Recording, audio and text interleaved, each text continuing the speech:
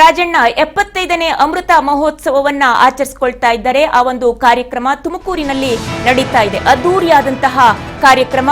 ರಾಜಣ್ಣ ಅವರ ಅಭಿನಂದನಾ ಗ್ರಂಥವನ್ನ ಬಿಡುಗಡೆಗೊಳಿಸಿದ್ದಾರೆ ಮುಖ್ಯಮಂತ್ರಿ ಸಿದ್ದರಾಮಯ್ಯ. ತುಮಕೂರಿನಲ್ಲಿ ನಡೀತಾ ಇರುವಂತಹ ಅದ್ದೂರಿಯಾದಂತಹ ಕಾರ್ಯಕ್ರಮ. ಅಭಿನಂದನಾ ಗ್ರಂಥವನ್ನ ಕೂಡ ಈ ಸಂದರ್ಭದಲ್ಲಿ ಮುಖ್ಯಮಂತ್ರಿ ಸಿದ್ದರಾಮಯ್ಯ ಬಿಡುಗಡೆ ಮಾಡಿದ್ದಾರೆ. ಬಳಿಕ ಕಾರ್ಯಕ್ರಮವನ್ನ ಉದ್ದೇಶಿಸಿ ಮುಖ್ಯಮಂತ್ರಿಗಳು ಮಾತನಾಡಿದ್ದಾರೆ. ಕೆಎನ್ ರಾಜಣ್ಣ 74 ವರ್ಷ ತುಂಬಿ 75ನೇ ವರ್ಷಕ್ಕೆ ಕಾಲಿಟ್ಟಿದ್ದಾರೆ.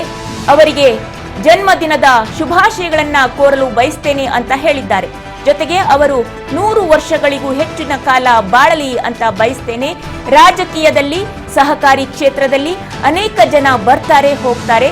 ತುಮಕೂರಿನಲ್ಲಿ ಕಾರ್ಯಕ್ರಮವನ್ನ ಉದ್ದೇಶಿಸಿ ಮುಖ್ಯಮಂತ್ರಿ ಭಾಷಣ ಮಾಡಿರುವಂತದ್ದು. ಹಾಗೆ ಕೆಎನ್ ರಾಜಣ್ಣ ಅವರ 75ನೇ ಅಮೃತ ಮಹೋತ್ಸವ ಕಾರ್ಯಕ್ರಮವನ್ನ ಉದ್ದೇಶಿಸಿ ಅವರಿಗೆ ಶುಭಾಶಯವನ್ನ ಕೋರಿರುವಂತದ್ದು. ಹುಟ್ಟುಹಬ್ಬದ ಶುಭಾಶಯವನ್ನ ಕೋರಿದ್ದಾರೆ. ಜೊತೆಗೆ 100 ವರ್ಷದವರೆಗೂ ಬಾಳಿ ಅಂತ ಹೇಳಿ ಶುಭ ಹಾರೈಕೆಯನ್ನ ಕೂಡ ಮಾಡಿದ್ದಾರೆ ಮುಖ್ಯಮಂತ್ರಿಗಳು. ಜೊತೆಯಲ್ಲಿ ಅಭಿನಂದನಾ ಗ್ರಂಥವನ್ನ ಕೂಡ ಬಿಡುಗಡೆ ಮಾಡಿದ್ದಾರೆ. ಅದ್ದೂರಿಯಾದಂತಹ ಕಾರ್ಯಕ್ರಮ ನೋಡ್ತಾ ಇದ್ದೀರಿ ತಾವು. ಹಲವಾರು ರಾಜಕೀಯ ಗಣ್ಯರು, ನಾಯಕರು, ಅವರ ಸ್ನೇಹಿತರು, ಸಂಬಂಧಿಗಳು ಎಲ್ಲರೂ ಕೂಡ ಆಗಮಿಸಿರುವಂತಹ ಒಂದು ಕಾರ್ಯಕ್ರಮ. ತುಮಕೂರಿನಲ್ಲಿ ನಡೀತಾ ಇರುವಂತಹ ಕಾರ್ಯಕ್ರಮ, ಅದ್ದೂರಿಯಾದಂತಹ ವೇದಿಕೆ. ಅಲ್ಲಿ ಕೆಎನ್ ರಾಜಣ್ಣ ಅವರಿಗೆ ಸನ್ಮಾನ ಸಮಾರಂಭ, ಅವರದ್ದೇ ದಿನ ಇಂದು. ಹಾಗಾಗಿ ಮುಖ್ಯಮಂತ್ರಿಗಳು ಕೂಡ ಆ ಕಾರ್ಯಕ್ರಮಕ್ಕೆ ಆಗಮಿಸಿ ಶುಭಾಶಯವನ್ನ ಕೋರಿದ್ದಾರೆ.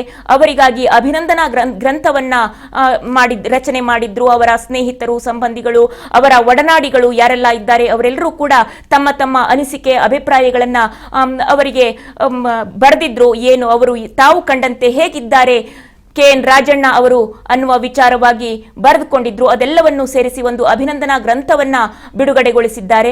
ಈ ಸಂದರ್ಭದಲ್ಲಿ ಆ ಒಂದು ಪುಸ್ತಕವನ್ನ ಬಿಡುಗಡೆಗೊಳಿಸಿ ಮಾತನಾಡಿದ್ದಾರೆ ಮುಖ್ಯಮಂತ್ರಿ ಸಿದ್ದರಾಮಯ್ಯ ಅವರು. ಜೊತೆಯಲ್ಲಿ ಶುಭಾಶಯವನ್ನ ಕೂಡ ಕೋರಿದ್ದಾರೆ. ಈ ಕುರಿತಂತೆ ಹೆಚ್ಚಿನ ಮಾಹಿತಿಯನ್ನ ನೀಡೋದಕ್ಕೆ ನಮ್ಮ ತುಮಕೂರು ಪ್ರತಿನಿಧಿ ಮಹೇಶ್ ದೂರವಾಣಿ ಸಂಪರ್ಕದಲ್ಲಿದ್ದಾರೆ. ಹೇಳಿ ಮಹೇಶ್, ತುಮಕೂರಿನಲ್ಲಿ ಇಂದು ಸಹಕಾರಿ ಸಚಿವ ಕೆಎನ್ ರಾಜಣ್ಣ ಅವರ 75ನೇ ಜನ್ಮ ದಿನೋತ್ಸವ ಹೇಗಿತ್ತು? ಸಂಭ್ರಮಾಚರಣೆ ಯಾರೆಲ್ಲ ಭಾಗವಹಿಸಿದ್ರು? ಆ ಒಂದು ವೇದಿಕೆ ಹೇಗೆಲ್ಲ ಕಳೆ ಕಟ್ಟಿತ್ತು ವಿವರಿಸೋದಾದ್ರೆ?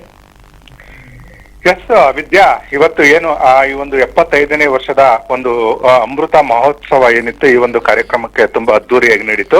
ಈ ಒಂದು ಕಾರ್ಯಕ್ರಮಕ್ಕೆ ಸಿದ್ದರಾಮಯ್ಯ ಮತ್ತೆ DCM ಆದಂತ DK ಶಿವಕುಮಾರ್, ಗೃಹ ಸಚಿವರಾದಂತ ಪರಮೇಶ್ವರ್ ಸೇರಿದಂತೆ ಅನೇಕ ಸಚಿವರು ಕೂಡ ಈ ಒಂದು ಕಾರ್ಯಕ್ರಮದಲ್ಲಿ ಭಾಗವಹಿಸಿದ್ರು. ಇದರ ಜೊತೆಗೆ ವಿಧಾನ ಪರಿಷತ್ನ ಸಭಾಪತಿ ಆದಂತ ಬಸವರಾಜ ಹೊರಟ್ಟಿ ಕೂಡ ಈ ಒಂದು ಕಾರ್ಯಕ್ರಮದಲ್ಲಿ ಭಾಗವಹಿಸಿದ್ದಂಥದ್ದು. ಈ ಒಂದು ಕಾರ್ಯಕ್ರಮಕ್ಕೆ ಸುಮಾರು ಲಕ್ಷಾಂತರ ಜನ ಈ ಒಂದು ಕಾರ್ಯಕ್ರಮದಲ್ಲಿ ಪಾಲ್ಗೊಂಡಿದ್ರು. ಅಂದ್ರೆ ಜಿಲ್ಲೆಯ ತುಮಕೂರು ಜಿಲ್ಲೆಯ ವಿವಿಧ ತಾಲೂಕು ಸೇರಿದಂತೆ ಹಲವು ಅಂದ್ರೆ ಬೇರೆ ಬೇರೆ ಜಿಲ್ಲೆಗಳಿಂದಲೂ ಕೂಡ ಈ ಒಂದು ಕಾರ್ಯಕ್ರಮಕ್ಕೆ ಈ ಒಂದು ಕಾರ್ಯಕ್ರಮದಲ್ಲಿ ಭಾಗವಹಿಸಿರ್ತಕ್ಕಂಥದ್ದು. ಇದರ ಮಧ್ಯೆ CM ಸಿದ್ದರಾಮಯ್ಯವರು ಕೂಡ ಈ ಒಂದು ಕಾರ್ಯಕ್ರಮದಲ್ಲಿ ಮಾತಾಡಿದ್ರು.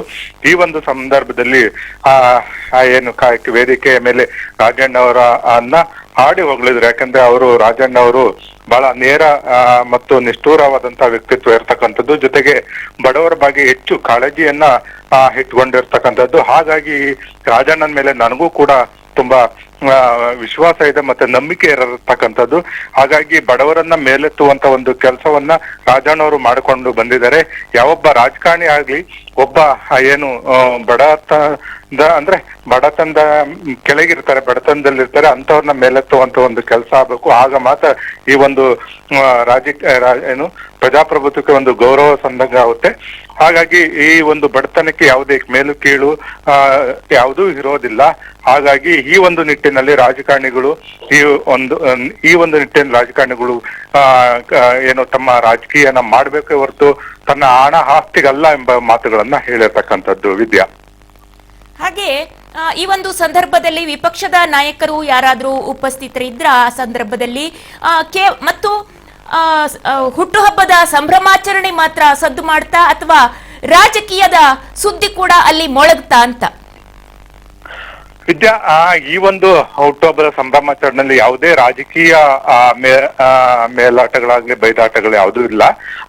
ಈ ಒಂದು ರಾಜಣ್ಣವರ ಹುಟ್ಟುಹಬ್ಬದ ಹಿನ್ನೆಲೆಯಲ್ಲಿ ಎಲ್ಲರೂ ಕೂಡ ಅವ್ರಿಗೆ ವಿಶ್ವಾಸದಿಂದಲೇ ಎಲ್ಲಾ ರಾಜಕಾರಣಿಗಳು ಭಾಗವಹಿಸಿರ್ತಕ್ಕಂಥದ್ದು. ಅದರಲ್ಲೂ ಕೂಡ ಜೆಡಿಎಸ್ ಮತ್ತೆ ಬಿಜೆಪಿ ಇತರ ಎಲ್ಲಾ ಪಕ್ಷಾತೀತಗಳು ಕೂಡ ಈ ಒಂದು ಕಾರ್ಯಕ್ರಮದಲ್ಲಿ ಭಾಗವಹಿಸಿರ್ತಕ್ಕಂಥದ್ದು. ಅದರಲ್ಲೂ ಕೂಡ ಪ್ರಮುಖವಾಗಿ ಮಾಜಿ ಸಚಿವರಾದಂತಹ ಮುರುಗೇಶ್ ನಿರಾಣಿ ಕೂಡ ಈ ಒಂದು ಕಾರ್ಯಕ್ರಮದಲ್ಲಿ ಭಾಗವಹಿಸಿದ್ರು. ಅದರಲ್ಲಿ ಅದೇ ರೀತಿ ತುಮಕೂರು ಗ್ರಾಮಾಂತರ ಕ್ಷೇತ್ರದ ಬಿಜೆಪಿ ಶಾಸಕ ಏನಿದ್ದಾರೆ ಸುರೇಶ್ ಗೌಡ್ರು ಕೂಡ ಈ ಒಂದು ಕಾರ್ಯಕ್ರಮದಲ್ಲಿ, ಸುರೇಶ್ ಗೌಡ್ರು ಮತ್ತೆ ತುಮಕೂರು ನಗರ ಕ್ಷೇತ್ರದ ಶಾಸಕರಾದಂತಹ ಜ್ಯೋತಿ ಗಣೇಶ್, ಹೀಗೆ ಪಕ್ಷಾತೀತವಾಗಿ ಕೂಡ ಈ ಒಂದು ಕಾರ್ಯಕ್ರಮದಲ್ಲಿ ಭಾಗವಹಿಸಿರ್ತಕ್ಕಂಥದ್ದು. ವಿದ್ಯಾ, ಧನ್ಯವಾದಗಳು ಮಹೇಶ್ ತಮ್ಮೆಲ್ಲ ಮಾಹಿತಿಗಾಗಿ.